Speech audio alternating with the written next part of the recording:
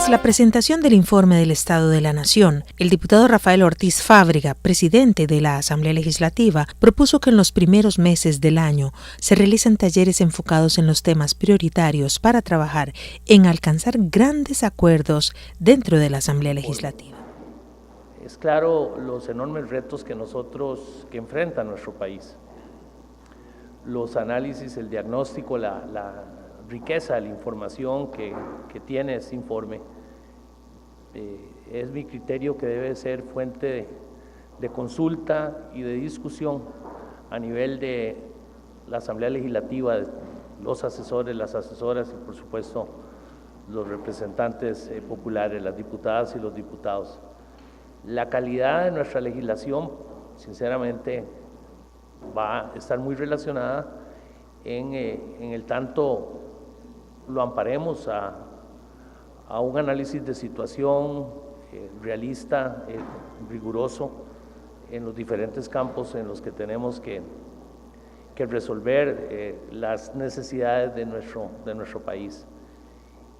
Sobre la base de una discusión más objetiva y más científica, es mi criterio que es mucho más fácil concertar acuerdos. Cuando las discusiones se basan, se posicionan sobre aspectos quizás más emotivos, más irracionales o más partidistas en el sentido quizás electoral, pues es difícil o mucho más complicado lograr los grandes acuerdos que el país necesita. De tal manera que yo lo que quiero plantearle hoy a don Jorge, a don Miguel, a los compañeros y compañeras que integran esto, es que a partir del próximo año realicemos con el concurso de ellos unos talleres que se enfoquen en los elementos medulares que contiene el Estado de la Nación, en los elementos que los jefes de fracción y las subjefas de fracción y los diputados en general puedan establecer como prioritarios para que nos vayan acompañando en lo que tiene que ser, me parece a mí, los grandes acuerdos, los grandes retos que nosotros tenemos que enfrentar.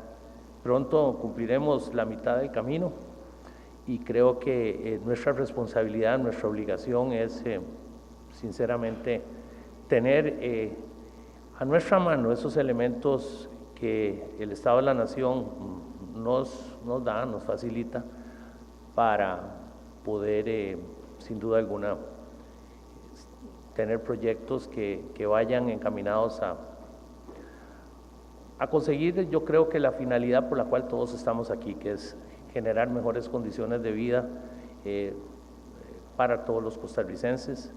El diputado Jorge Rodríguez Araya celebró los grandes avances que dio el país desde la administración de Rafael Ángel Calderón Guardia para dotar de un techo digno a los costarricenses, pero a la vez criticó que en el actual gobierno es casi imposible para una familia hacerse de una casa propia. Hoy, señor presidente, señoras y señores diputados, tenemos nosotros que recordar en este momento al doctor Rafael Ángel Calderón Guardia. ¿Y por qué tenemos que recordarlo? Porque ya del 40 al 44, con esa visión única de estadista, crea las casas baratas. Esas casas donde muchos de los y las costarricenses pudieron tener un techo donde guarecerse. Pero con esa misma visión, luego vino don José Figueres Ferrer y puede crear el INPE, que dicho sea de paso, en su libro La pobreza de las naciones dice que el INPE debería estar cerrado si ya cumplió con la función que se le había asignado. Pero el tiempo pasó inexorablemente y fue en 1990 cuando un grupo de compañeros, justamente don Gerardo, donde estaba su padre, que fue mi compañero diputado, aprobamos en este Parlamento el bono hipotecario de la vivienda, bono gratuito, porque recuérdese que existía el bono, pero había que pagarlo. Pero nos dimos cuenta que la gente pobre de Costa Rica merecía tener un techo. Fue así como los unos y los otros nos pusimos de acuerdo y se aprobó ese proyecto que ha beneficiado a 375,000 costarricenses. Pero, señor presidente, señoras y señores diputados, aquí es donde debemos de hacer una reflexión. ¿Cómo es posible? Si en 25 años hemos hecho 375,000 viviendas, ¿qué es lo que está ocurriendo en este momento en el país? ¿Por qué la gente que menos tiene no puede tener un techo? ¿Quién es el que está girando las políticas en este momento respecto a lo que es vivienda? Yo no puedo imaginarme una Costa Rica igual, porque esta es la otra Costa Rica de la que nos habla un compañero. Esa Costa Rica sin esperanza, esa Costa Rica que nada tiene, esa Costa Rica que necesita que nosotros hagamos algo por ella. Pero esa Costa Rica que hay veces sale a la calle porque cree más en la democracia de la calle que en la democracia que depositó aquí con nosotros, con su voto. Porque hemos sido incapaces de defenderlos. Porque mientras viven unos bajo un puente, otros en casas hechas así, como lo escuchan, de cartón, otros entre plásticos, el dinero está ahí con moho y las casas no se construyen. Gracias a las gestiones del diputado Luis Vázquez Castro, el martes se votó favorablemente el resello a la ley celíaca, la cual había sido vetada por la expresidenta Laura Chinchilla. El comercio no puede estar por encima del derecho de las personas y a una salud. El negocio no puede estar por encima de eso, no puede estar por encima. Cuando ponemos en una balanza un tema económico, posiblemente para un país con los problemas fiscales que tiene, definitivamente tenemos que valorarlo. Pero cuando en el otro lado de la balanza hay un tema humano, hay un tema personal, hay un tema de carácter familiar, hay una enfermedad como esta, definitivamente no hay peso económico, no hay peso económico. Por eso este llamado al MEIC para que nos ayude a avanzar en este proyecto. El diputado William Alvarado Bogantes, con el apoyo de toda la fracción de la Unidad, presentó el proyecto de ley 19.796, que acabaría con las diferencias injustas y desproporcionadas que existen entre los salarios de los 81 alcaldes de nuestro país. Y debería reformarse ese artículo 20 del Código Municipal, porque dentro de ese articulado se establece una posibilidad para establecer los salarios del alcalde, y es en donde se indica que el salario del alcalde no debe ser menor que el mayor salario de los funcionarios de la administración, es decir, en un 10%, es decir, que se toma el salario más alto de la administración y el alcalde podría tener un salario mayor con un 10%. ¿Qué significa esto? Esto significa que muchas municipalidades han incrementado el salario de los funcionarios, pienso yo, con la finalidad, en algunos de los casos, de que los alcaldes tengan mayor salario. Y ya no se fija únicamente por los ingresos que tiene, sino se fija por el salario del funcionario que gana más en la municipalidad. Esto es un sistema perverso. Esto está provocando que muchas municipalidades tengan un porcentaje muy alto de su presupuesto gastándose en planillas, tomando en consideración los hábitos que han tomado muchos de los alcaldes. Y es por eso que el día de hoy he presentado un proyecto que yo quisiera que pudiera ser discutido a la mayor brevedad posible en la Comisión de Asuntos Municipales, y que también pudiéramos verlo a nivel de plenario y ojalá lo pudiéramos aprobar antes de las elecciones de febrero próximo. La Comisión de Juventud, Niñez y Adolescencia dictaminó positivamente el expediente 19.362, propuesto por el social cristiano Humberto Vargas Corrales, que prohibiría los concursos de belleza infantiles con fines eróticos.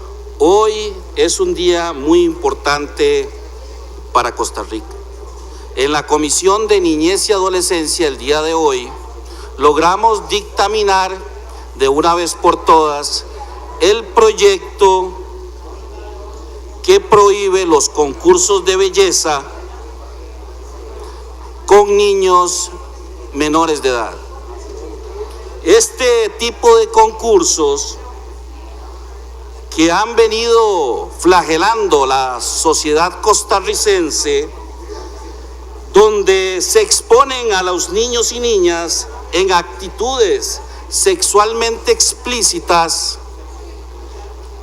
ese tipo de concursos han llevado en naciones europeas o en los mismos Estados Unidos a que los pedófilos y pederastas hayan acosado a los niños que participan en este tipo de concursos. El acoso ha llegado a tal magnitud que algunos han logrado secuestrar, violar y asesinar a sus víctimas. Creo que este es un proyecto de ley que se convierte en un hito en la historia de este país. Me parece que seguir exponiendo a nuestros niños en medios de comunicación y en redes sociales a este tipo de concursos, me parece que hay que ponerle fin. Tras el desalojo de unos ranchos en Costa de Pájaros, Punta Arenas, el legislador Gerardo Vargas Rojas presentó una moción para que se vote lo antes posible el expediente 19.139, Ley de Protección a los Ocupantes de las Zonas Clasificadas como Especiales, con el cual se aplicaría una suspensión de 48 meses para el desalojo o demolición de obras en zonas protegidas.